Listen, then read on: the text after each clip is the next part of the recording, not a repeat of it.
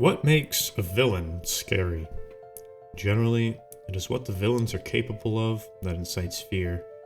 And while many stories rely on villains being evil in nature, most of the time, this evil is displayed rather plainly. It's obvious what the villain is capable of doing. While there's nothing inherently wrong with this approach, I often find myself more afraid and fascinated by villains who do not make their intentions, and therefore nature, well known.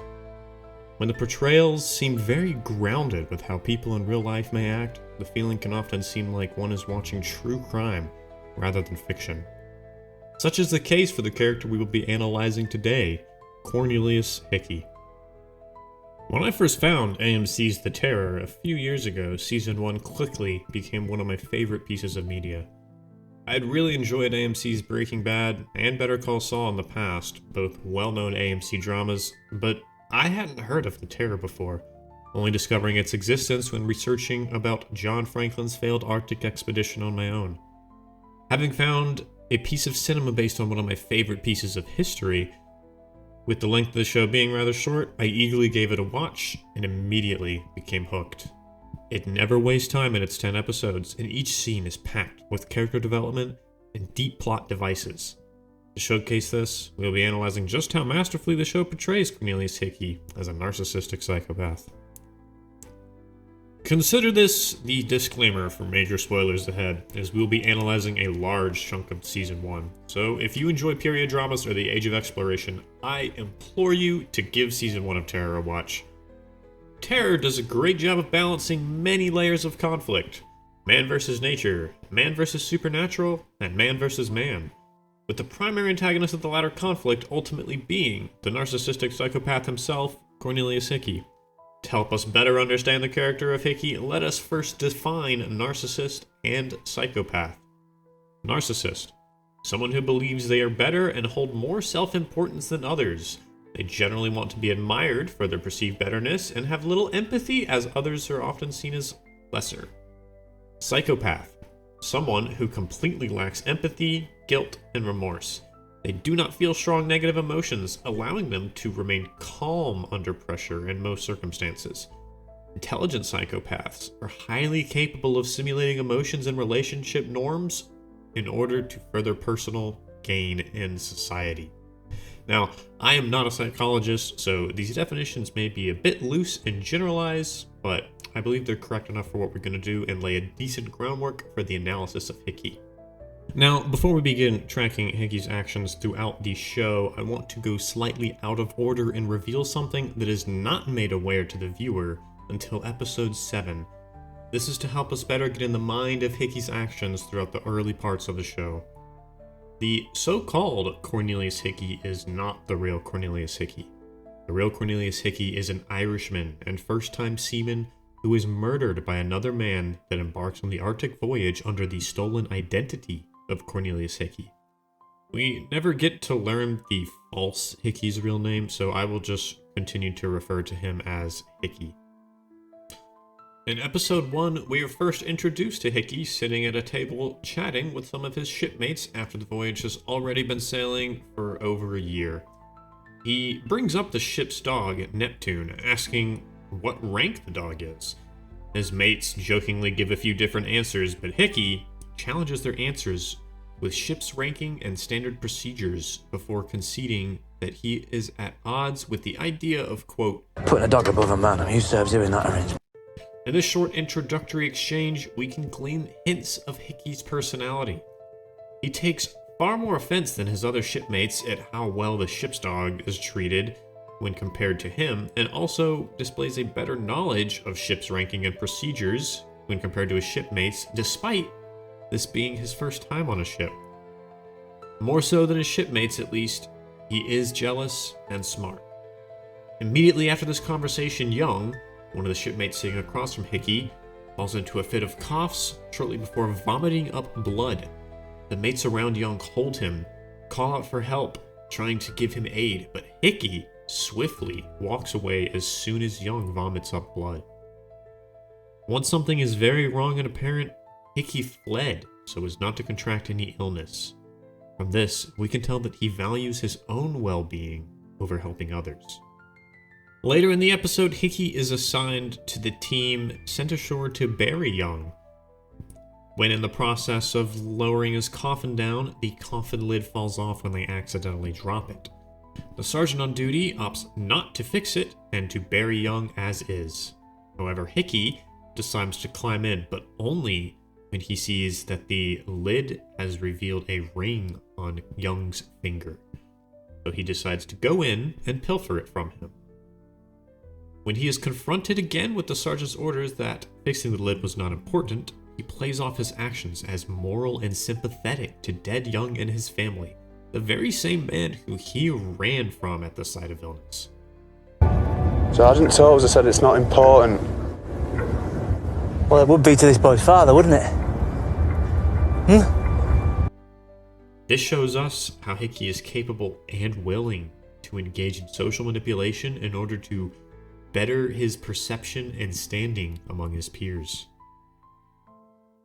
In episode 2, Hickey is caught by Lieutenant Irving engaging in some homosexual acts with Mr. Gibson. When Gibson expresses fear that Irving will report him, Hickey predicts that Irving will not, based on the assessment of his character, which we will find initially turns out to be rather accurate. Later in episode 2, while caulking Crozier's privy, he witnesses the ship's dog Neptune defecate on the floor of Crozier's quarters. He only rushes to pick it up upon hearing footsteps approaching. Another example of him doing certain things for the sole purpose of social manipulation.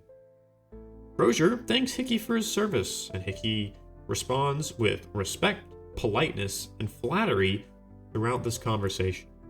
Crozier questions his accent, as the signing papers say he is Irish, but he does not have the right accent for such. Hickey perfectly responds, playing it off as having moved at a young age and having to adapt in order to not be judged, as an ironic, if technically false, admission of his engagement in social manipulation. Crozier, of course, being Irish himself, sympathizes and offers Hickey a drink and toast to ourselves. Crozier speaks a bit on the current situation, even compliments Hickey in his speculations on the situation with the ice. Crozier is pulled away by duty, and Hickey puts the glass of whiskey down with having barely sipped it the entire time. It is likely that he has no desire for alcohol, merely drank as a way to build rapport with Crozier. In episode 3, after witnessing Gibson pull Irving into his room to speak privately, Hickey later thanks Irving for his discretion during a one-on-one encounter. Irving rejects his thanks and tells him of how Gibson painted him as a manipulator, to which Hickey responds with disbelief. Irving then launches into a religious lecture at Hickey. Hickey here knows that there is a power imbalance and that he likely cannot win over Irving at this point, so he stays silent and takes the lecture. And while he is not wholly receptive, he is not necessarily combative, only merely repeating some of Irving's words as if in question. We immediately then see him confront Gibson for painting Hickey to Irving as a manipulator. This may yet be true, although we do not get confirmation, but given Hickey's disposition and Gibson's reaction to getting caught, it would be reasonable to assume that he has been manipulating Gibson into the relationship, so to speak. Gibson claims he had to forsake Hickey in order to maintain his good standing with command. Hickey then bolsters himself as an asset by revealing the interaction that he had with Crozier and that he had shared a drink with him. The way he speaks of the interaction shows just how proud of himself he is to have achieved such good standing with one of the captaincy. Although, all he did was pick up dog shit and be polite. Gibson invalidates this, saying, "The captain doesn't see you at all. You can ask Mr. Jobson or Mr. Gench if they will tell you. He'll offer anyone a drink, if he can have one too." At this point, Hickey checks out of the conversation. Despite Gibson looking him in the eyes and speaking directly to his face, Hickey keeps his face smug with his eyes fixed somewhere else, almost as if he's gazing off into nowhere, no eye contact. Even as he leaves the room, his eyes passing over Gibson, he does not look him in the eyes. This interaction, albeit small and tame, shows what happens when a narcissistic psychopath is unable to get what they want. Once Hickey realizes he cannot win over Gibson and that his rapport with the captain may be invalid, he no longer engages with Gibson, no longer seeing him as an asset, and simply thinks about what he should now do. Now, this next scene stands out a bit to me as it's one of the few times Hickey does something that I think is generally illogical from his point of view. During Captain Franklin's funeral, Hickey enters Gibson's quarters, defecates on his bed, and cleans himself with one of Gibson's white serving gloves. This is almost more of a sociopathic action rather than psychopathic, but Hickey is likely unafraid of Gibson telling anyone because in order to have proof that it was Hickey, he would have to reveal their history together. Afterwards, Hickey snoops about in Crozier's quarter and discovers Crozier's plans to lead a rescue party away from the ships against John Franklin's orders. In episode 4, Sergeant Tozier vents to his fellow Marines over food. Hickey is sitting just behind the table listening. This is a common occurrence with Hickey. He sharply observes the state of mind of his surrounding crew members in order to formulate his plans of social manipulation. Hickey is then called to watch, where he is given a solid glimpse of the face of Thunbach.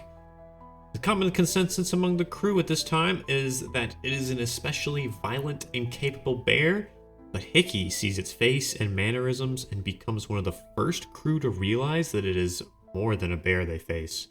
Upon realizing this, he capitalizes on Sergeant Tozier's pride and grievances with Thunbach, pulling him and some other vengeance-minded crewmates on a mission to capture Selna, who has been camping near the ships. This also makes Hickey one of the first to recognize that Selna and Thunbach are somehow connected. Later on in the episode, when Crozier demands to know who is responsible for capturing Selna, Hickey is the first to speak up, despite Crozier's overwhelming negative reaction to the act. Hickey likely does this to put himself in good standing with the crewmen that sympathize with his actions, as well as the men who did not admit to having gone on Hickey's unauthorized mission, and perhaps even Crozier himself, should he be able to convince him that the mission was justified. When brought down for questioning, Hickey takes charge of telling the story, and while it is apparent he is lying, especially about who all went with him on the mission, we do not necessarily know how much of the rest of the story is untruthful. But given how he paints the story in a way that casts a very negative light on Selna, how he was the only one to view her performing such suspicious acts, as well as a curious sideways glance from Mr. Hartnell, it is very likely that he's being untruthful. He reveals his ultimate conclusion. I do not believe it is an animal we battle. Yes, Mr. Hickey. We know. To his surprise, the command had already concluded this while he was away on the mission, invalidating much of his discovery, and therefore his mission. Nonetheless, Hickey still maintains that what he did was right, questioning his charges as they are brought before him. Disrespect to who, sir? Be silent, Mr. Hickey. Eventually outright arguing the validity of what he had done, appealing to the men Thunbach has killed, culminating in the self-important statement, I mean, whose name do you think was on that witch's tongue next? I just saved your life! He stares directly into Crozier's eyes, looking for any wavering or approval, but when he realizes there is none, he looks away and does his signature check out and think. His defiance earns him an increasingly brutal lashing compared to Hartnell and Magnus. He withstands his brutal punishment as best he can, and afterward stands up and smiles. He suffers his punishment without remorse, leaving an impact on the crew that were sympathetic of his mission and/or went on the mission and were not ratted out by him. This is wholly confirmed by a pouch of tobacco being left on his hammock when he returns to it after the lashing. From this interaction, Hickey learns that he cannot win over the command, especially Crozier, with social manipulation. In episode 5, when Good Sir addresses Hickey about his wounds in private, Hickey compliments him and then follows up with a question about Selna. Good Sir, an excellent judge of character, sees right through his flattery. Does that really work with anyone, Mr. Hickey? Hickey then attempts to regain his friendship with Gibson in order to obtain information on command. He does this by giving Gibson the ring that he stole off of Young's body, which has a noticeably positive effect on Gibson. Hickey clearly knows Mr. Gibson well and just how to manipulate him. Later, Hickey steps up to help out Magnus when Magnus is afraid of the dead bodies in the hold. What you need is more light, Mr. Manson. You go fetch a lantern, and then you keep Mr. Hartnell and me safe on these rungs, yeah? In episode 6, Hickey squishes his fingers into the Soul Drain Marine's brain. I don't really have much for this other than morbid curiosity, and it's really gross, so moving on. Later, Hickey cashes in on his newfound favor with Gibson and gleans based on the movements as well as Gibson's report of a container inventory that soon the men are to begin walking. Christ, the cat in the luggage, Billy. He also, sarcastically, comments on Crozier's state when Jobson is called away by the bell. The worst case of gastritis surely there never was. He is very likely wise to the truth behind Crozier's illness, despite Command trying to keep it a secret. During a conversation with Mr. Hartnell, Hickey asks him why he didn't turn Private Armitage in. From Hartnell's answer, Hickey learns that Hartnell took his lashing as a blessing to learn from his mistakes, start anew, and regain his trust with the captains. Basically, the complete opposite of what Hickey took from the lashing. When Hartnell asks Hickey the same question, Hickey does not answer and walks away, as he deems Hartnell is no use to him due to Hartnell's disposition towards the captain. During the carnival, we hear men speaking rumors about having to walk soon. Now, it is possible that some of the command may have leaked this in fact during a drunken state at the carnival or something, but I think it more likely that Hickey had began spreading the rumor in order to sow distrust in the command. Crozier, upon finally being well enough to walk about, notices this when he attends the carnival and, in an act of captainly wisdom, immediately breaks the news in order to alleviate this. After the fire breaks out and the men are trapped in the carnival hall, Hickey is the one to cut open one of the ways out, unintentionally killing the last doctor they have alive. Hickey knows he needs much of the crew alive in order to survive himself, so saving them not only benefits himself, but could also make some men see him as a hero. It isn't until episode 7 that the truth of Hickey's identity is shown to the audience, as I had mentioned at the beginning. During a flashback, we see the original Hickey signing on with a clearly Irish accent, with the flashback returning at the end of the episode to show the false Hickey that we see in the show. His demeanor upon boarding the ship for the very first time is cheery. See my signature here. Don't... Oh, I've got a beard. Thought it'd be smart. As the crew begin to walk from the ships, Hickey uses his previous favors, relationships, and judge of character to assemble men who would be willing to mutiny in order to increase their chances of survival. Hickey does this in a way that does not yet place him as the de facto leader, saying to Gibson, "See what's on your mind? We're among friends." With their combined information, Hickey suggests that they should wait until they reach land to split off from the main group, as they will need the whole of the group to haul across ice. Again, he's not yet acting as though he is a leader, but he is making plans in an intelligent way for the rest of the men to naturally follow. After the crew makes land on King William Land, Hickey attempts to pull Lieutenant Hodgson into his fold. He has likely identified Hodgson as one of the weakest-willed members of command. He uses a mixture of flattery and survival-based knowledge to try to pull him to his side. I know this will make sense to you. Maybe only to you. He shows Hodgson Neptune, the ship's dog, as an example of how far meat will go in large numbers, telling him that a smaller group would fare better in survival. Hodgson refuses, saying that he couldn't lead, but Hickey reaffirms. Quote, You can be whatever you need to be now. Survival is a nasty piece of business. But we do what we have to do. We reconfigure. We reinvent. We rearrange. Let me be your lieutenant in a new arrangement. Let us get out together. With Hodgson on his side, he could have a more, so to speak, legal mutiny, with Lieutenant Hodgson as his easily manipulated leader. He also reveals some secrets to Hodgson, like the tinned foods being somehow poisoned, and that the initial rescue party sent out years ago had died. This was leaked to him by Sergeant Tozier. We do not know Hodgson's ultimate answer to Hickey's request, but it is likely that he did not outright agree nor refuse for fear of commitment either way.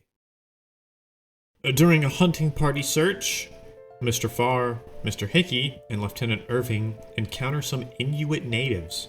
Hickey immediately plans to use this to his advantage.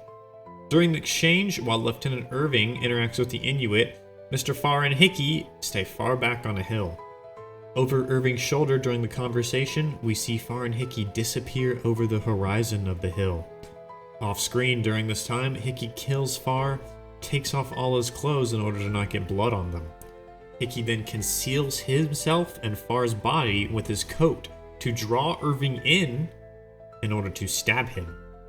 After stabbing Irving, he covers Irving's mouth and barely even looks him in the eye, glancing around, thinking and planning and casing the scene, only looking back at Irving to check if he is dead. His face does not have any malice, rather he casually glances around, simply thinking and planning. His mannerisms depict a man just doing what he believes he must do, with no emotional regard for the lives he has taken. He shivers and glances at the bodies of Irving and Farr as he continues his mental planning. In episode 8, off-screen, Hickey proceeds to mutilate the bodies of Lieutenant Irving and Mr. Farr before returning to blame the Inuit that they had found for the killings. Lieutenant Hodgson and some Marines go out and shoot most of the Inuit. Back at camp, Hickey shares his attack story with some men in order to show fear of an Inuit attack in an attempt to allow more men to be armed so he can get more guns in the hands of his mutineers. Crozier, of course, doubts this due to his knowledge of the Inuit and Hickey's previous disobedience and overall character, and brings Hickey and most of the command to the killing site in order to investigate. On the way out, Hickey whispers, Guns.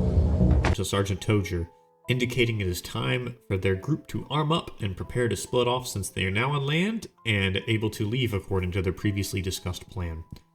This plan actually works, and Tozier begins arming the men against Lieutenant Little's orders, but after having fear instilled of the native peoples by Lieutenant Hodgson, Lieutenant Little allows it begrudgingly. When Hickey gets back, he regroups with his group of men, ensuring that his closest men are armed. He gives his followers orders to prepare things to haul off and survive without the rest of the group. The way he speaks shows that he has been concocting this plan for a while and is now enacting it with precision, putting him in the de facto leadership position for this new group as, well, he has the plans. He speaks like a captain, not asking, but simply telling his men what they must do.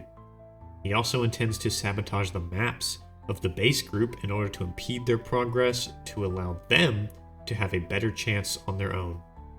You'll have the entire rest of your long lives to think back on how hard this day was. For now, only do. And do well. Crozier is well aware of Hickey's character and motivations. He catches Hickey in his lies with evidence that Lieutenant Irving was fed by the Inuit, leading to his and Tozier's arrest and prosecution. While awaiting his sentence, being a death by hanging, Hickey only smiles and continues to think, not showing any worry or concern for his situation. Before the execution begins, Crozier lays out his logic to the crew. He would have burned 3 of you like fuel. As well as confessing to having hidden the fact that the search party that they sent out years ago had died. Yeah. I've let the captain speak now, long enough. Telling every manner of falsehood against me. In Hickey's last words, he leans into Crozier being a liar. He reveals Crozier's earlier plans long ago to go against Captain John Franklin's orders and to leave the ship with a rescue party. He twists this as an act of self-preservation rather than a play for rescue, and quotes Crozier's letter of resignation that he wrote when intending to perform this desertation. Yet I hereby tender my... Oh, go on, Captain. You finish it. The execution is then interrupted by Toonbach. Hickey and his gang make their escape amidst the chaos. Hickey's loyal men, mostly his crewmate friends and many Marines, also grab and force some men into deserting with them, including Mr. Goodsir for medical and Mr. Diggle for food prep. As we begin episode 9, when Lieutenant Hodgson is lost and alone after the chaos of Toonbach's attack, it is Hickey's group that finds him. Hickey is kind and welcoming, Lieutenant, what a miracle! offering water and food. Hodgson asks, The others. What's become of them? They've moved on. implying that Hodgson was left and forgotten, while Hickey is welcoming and caring. Hodgson says, You have things in hand. There's still a place for you here. If you want it. Hodgson is acknowledging Hickey's leadership, and yet Hickey is still making his participation out to be a choice, when in reality, Lieutenant Hodgson has no choice and must go along for survival. Hickey caresses and pats his back as he joins the group. Back at Hickey's camp, he casts doubts on the tin's contents to Lieutenant Hodgson. Veal cutlets, tomato. What could that be? Really? And begins slyly posing the ideas of cannibalism. This, just before he follows Gibson into Goodsir's medical tent and learns that Gibson can no longer haul. Gibson pleads to Hickey, saying that he can, but Hickey assures him, caressing him and saying, Hey. Be calm, Billy. Be calm.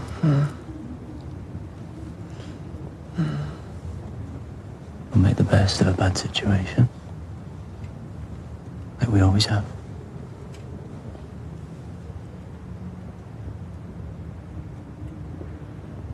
before giving him a very strong smile. This is kind of like keeping his livestock calm before the slaughter, as he walks from his tent with his face focused and calm, grabs a knife, returns, and plunges it into the back of Gibson's heart. No malice, just calm determination. His closest friend of the entire trip, he killed just to eat him once his practical use had run out. Later, Hickey sees a jut of high land and orders to camp near it.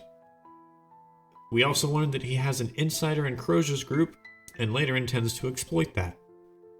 Beyond this, I believe here is where he understands that there likely is no logical way out to survive this situation, and that he must do something grand in order to survive this, and begins to formulate his ultimate plan in secret. Since he is unable to win over Mr. Goodsir to butcher Gibson with his words, he resorts to threatening harm on Lieutenant Hodgson, which actually works. Hickey likely could butcher Gibson himself, or even have someone else do it, but rather wants to break down Mr. Goodsir and force him into compliance, since he is one of the few people on the voyage that have always been wise of Hickey's nature. You will stand apart no longer. I'll give you some advice. Don't indulge your morals over your practicals. Not now.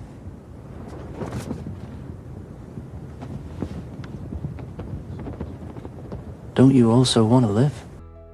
We see him after having eaten Gibson at camp, what looks to be meditating? While all those around him are deteriorating in mind and body, he looks and acts about as healthy as he always has. He is the only one capable of smiling at this point. His right-hand man Tozier wavers at the thought of meeting Toonbach again due to him having seen the soul of Mr. Collins sucked into Toonbach. But this does not play into Hickey's ultimate plan, which is intending to sacrifice the rest of the men to Tunbach in order to become its shaman. He knows Tozer will not willingly go with his later plans, and this will come into play for later. For now, he signals his spy in Crozier's group and continues meditating about his camp as the Marines waver a bit in support of him. At the end of the episode, Hickey's men, with the aid of their spy in the group, ambush one of Crozier's scout parties and take Crozier as prisoner. In the final episode, when Hickey talks to Crozier, he reveals to him that it is a Wednesday, just like when he drank with Crozier years ago on a Wednesday. The very fact that he's still keeping count of weekdays when likely no one else is a testament to his mental fortitude and planning capabilities. Hickey recounts the toast to ourselves and speaks in a way to put himself on equal status as Captain Crozier. And when Crozier brushes off the toast as a bad joke, Hickey simply walks away from the conversation. Crozier also sees Hickey wearing Fitzjames's boots, meaning they likely found his body and ate it. Hickey also tells Magnus not to refer to Crozier as captain, as a way of invalidating Crozier's leadership and therefore validating his own. In another meeting between Crozier and Hickey, Crozier begs for those that he deems still to be good to be allowed to leave Hickey's camp and rejoin with the others. Hickey then blames Hodgson for Neptune's disappearance, but Crozier immediately forgives. You hold yourself to the standard of a man you are not, nor should ever have tried to be. You've let shame drive you on and on. It's part of why we are where we are. Hickey is outright calling Crozier not worthy of his position of leadership and blames him for the crew's current predicament. Hickey brings up Tunbach to learn about it a bit from Crozier, but Crozier says he knows nothing about it.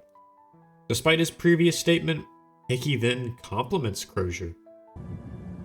I didn't have anywhere near an equal on this expedition. But you. I wanted to thank you for that. Pure narcissism. Crozier then responds, He must be a surpassingly lonely man. Hickey replies, Not for long. hinting at Hickey's plan with Tunbach. As a show of power over Crozier, Hickey forces him to eat of Goodsir's flesh. Crozier at first refuses, but Hickey simply replies with, Mr. Golding, stand up. to which he does, showing that at this point he has an absolute power over his men and they will do the tasks that they are told. Afterwards, the men subtly look to Hickey and only eat after he gestures towards them. It is at this moment that he knocks out Sergeant Tozier, as he knows that Tozier would not willingly go along with the plan that is about to ensue. In the grand finale of the show, Hickey's plan comes to full fruition, of which he does not fully divulge to his men. They have pulled a boat up onto the hill and he has told them they are to draw in Tunbach. Most of the men believe that they have come to kill and eat of Tunbach in order to better their chances of survival. It is at this point Hickey reveals that he cannot go back to the UK. Hickey wanted to go to the Sandwich Islands after the polar voyage, saying that he wanted to start anew. He tells them that he killed the real Cornelius Hickey, took his sign-in papers, and went on the voyage, with intent to desert in the Sandwich Isles. A flaw of Hickey's narcissism is shown by Crozier, with the statement, You could have just joined up. This shows how Hickey believes that his way is the right way, and he will take no consideration for the consequences that others sustain for his actions, even when there are simpler and less harmful, perhaps even objectively better solutions. Although this may not be true, as he could have been on the run for previous crimes. Either way, we don't know for sure, as Hickey does not acknowledge Crozier's previous statement. His plan from the beginning was to leave England behind, and while he did not reach the initial destination of his plan, he has still chosen his current location and Tunbach over England. Book of Victoria? We're here! Book of Nelson, Book of Jesus! Book of Joseph and Mary! Look at the Archbishop of Canterbury! None ever wanted nothing from me! He curses all that he came from, the culture and the gods of his home, for not appreciating him in the way that he felt he deserved. He now seeks another god in another land to give him what he believes he is owed to him. But I bet you never saw in Shoreditch the breath of a god in the air. Never met a man with his soul et out. There are holy things before us. As Tuunbach ravages the crew, Hickey is staring at Tuunbach, his arms outstretched in a wondrous embrace. He then performs what he had gleaned from Silna and her father, as he cuts his own tongue out and offers it to Tuunbach. Even Crozier is in disbelief, and seems to almost believe that Hickey has figured something out as Hickey approaches Tuunbach and offers his tongue with extreme confidence. Tuunbach rejects his offer and maims Hickey to death like he had with the rest of the men. You can see the anger and disbelief in Hickey as Tuunbach first bites his arm.